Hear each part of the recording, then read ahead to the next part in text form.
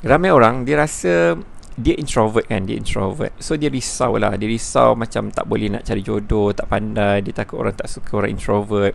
So biasanya lah kan, orang yang kata dia introvert ni, saya akan tanya dia, kalau dengan kawan-kawan biasanya kan, kawan rapat dia, adakah dia introvert juga? Adakah dia macam tak cakap kan, sejam dekat meja makan tu, tak tanya khabar, tak ada bincang-bincang topik-topik yang lawak-lawak, topik-topik kenangan lalu, topik-topik semasa kan. Adakah orang introvert akan berkelakuan sedemikian bila bersama dengan kawan-kawan baik, dengan orang yang dia selesa? Biasa jawapannya tak lah kan. Tak. So janganlah risau kan, kita nanti nak berkahwin dengan seorang lelaki atau seorang perempuan, itulah kawan baik kita yang baru, yang kita nak hidup selama-lamanya dengan dia. Kita nak saling mendorong, nak masuk syurga sama-sama, nak jadi baik sama-sama, nak bina keluarga yang mawadah sakinah sama-sama.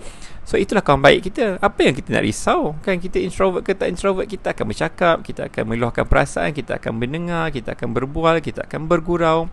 So jangan risau pasal introvert ke extrovert ke kan. Tapi bila nak berkenalan kat Trijana ni, kita bukan face to face kan, kita tulis, kita type, kita boleh copy paste kan. So janganlah nak terlampau glorified kan, nak membesar-besarkan, nak mengagungkan kita punya introvert tu. Oh aku introvert, so takkan aku nak mula dulu.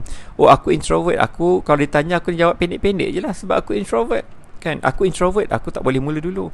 Aku introvert, aku tak boleh tanya dia soalan. Dia tanya satu, aku jawab satu, tapi aku takkan tanya dia. So itu bukan benda yang kita nak lah kan. Introvert tu introvert lah, tapi kita kena tunjuk kesungguhan kita kan. Kita jangan duk nak uji orang je, nak orang terima kita je.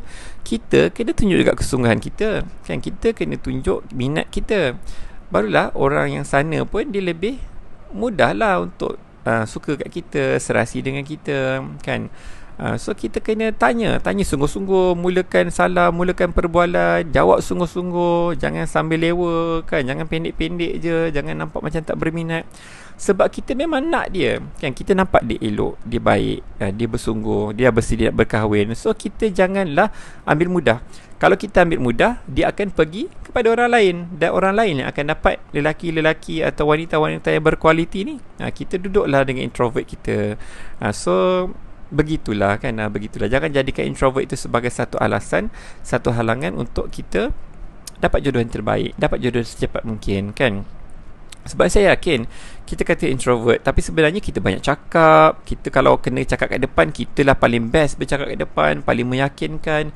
Kalau di kerja tu, kita lah paling, kalau public speaking, nak menyampaikan mesyuarat ke, kita lah bercakap dengan paling confident. Kita lah paling cakap paling jelas kan, articulation kita paling bagus kan.